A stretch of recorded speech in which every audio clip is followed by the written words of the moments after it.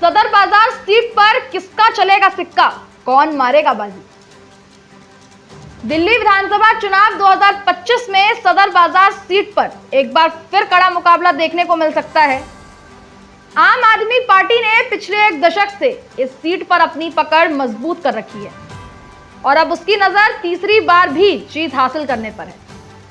वहीं भारतीय जनता पार्टी और कांग्रेस भी इस बार अपना प्रदर्शन सुधारने के लिए पूरी ताकत झोंक रहे हैं। सदर विधानसभा सीट चांदनी चौक लोकसभा क्षेत्र के तहत आती है। इस सीट को दिल्ली की एक महत्वपूर्ण और समृद्ध विधानसभा सीटों में गिना जाता है, जहां पर सदर बाजार धनी आबादी और पुरानी दिल्ली की ऐतिहासिक इमारतों के लिए जाना जाता है। कैसा था 2020 में सदर विधानसभा का नतीजा। 2020 में सदर विधानसभा सीट पर आम आदमी पार्टी के सोमदत्त शर्मा और भारतीय जनता पार्टी के जयप्रकाश के बीच कांटे की टक्कर हुई। इस चुनाव में सोमदत्त शर्मा ने 25,643 वोटों के अंतर से जीत दर्ज की थी। सोमदत्त शर्मा को करीब कुल 68,789 वोट मिले थे, जबकि भाजपा के जयप्रकाश को 45,303 वोट मिले। कांग्रेस के सतबीर शर्मा इस चुनाव में तीसरे नंबर पर रहे थे। 25 सालों का वनवास खत्म करेगी भाजपा।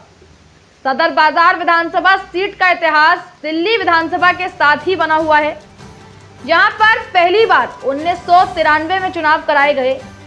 तब यहां पर कराए गए चुनाव में बीजेपी ने जीत की शुरुआत की थी और हरिकिशन विधायक चुने गए। हालांकि पहली जीत के बाद बीजेपी को यहां से हार का सामना करना पड़ा। 1998 में कांग्रेस के राजेश जैन ने अपनी पहली जीत दर्ज की। राजेश जैन ने अपनी जीत का सिलसिला साल 2003 के चुनाव में भी बनाए रखा। इसके बाद वो 2008 के चुनाव में भी विजयी रहे। जैन ने लगातार जीत की अपनी हैट्रिक पूरी की। कांग्रेस के दबदबे वाली सदर बाजार सीट पर 2013 के चुनाव में बड़ा फेरबदल हो गया। कांग्रेस के बाद आप की भी हैट्रिक। साल 2012 में राजनीतिक पार्टी के रूप में अस्तित्व में आने के बाद आम आदमी पार्टी ने 2013 में अपना पहला चुनाव दिल्ली में लड़ा। चुनाव में उसे 28 सीटों पर जीत मिली, जिसमें सदर बाजार सीट भी शामिल थी। इस चुनाव में आपके सोमदत्त ने बीजेपी के जयप्रकाश को बेहद कड़े मुकाबले में 796 वोटों से हराया। जयप्रकाश को 2008 में भी हार मिली थी। 2015 का साल आम आदमी पार्टी के लिए बहुत खास रहा, क्योंकि पहली बार वो दिल्ली में पूर्ण बहुमत के साथ सत्ता में लौटे। 70 में से 67 सीटों पर जीत हासिल की और इसमें सदर बाजार सीट भी शामिल थी। इस चुनाव में सोमदत्त ने बीजेपी के प्रवीण कुमार जैन को 34,000 से भी ज्यादा मतों के अंतर से हराया था।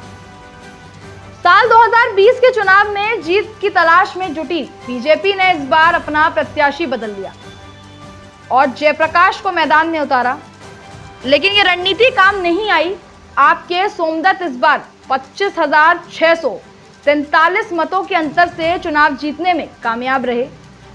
2025 में इस बार भाजपा ने क्षेत्र में जो सबसे चर्चित नाम है और वर्तमान में निगम पार्षद मनोज कुमार जिंदल पर दांव खेला है। मनोज कुमार जिंदल जो सदर बाजार में पिछले 10 सालों से एक तरफा बढ़त बनाए हुए आम आदमी पार्टी के वोट बैंक में सेंध लगाने का काम कर रहे हैं।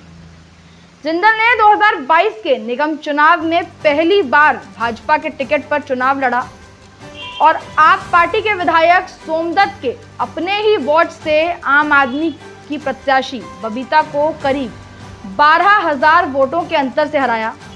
अब सवाल यह है कि क्या मनोज कुमार जिंदल वो तुरुप का इक्का हैं जो भारतीय जनता पार्टी को इस बार विधानसभा चुनावों में जीत हासिल कराएंगे।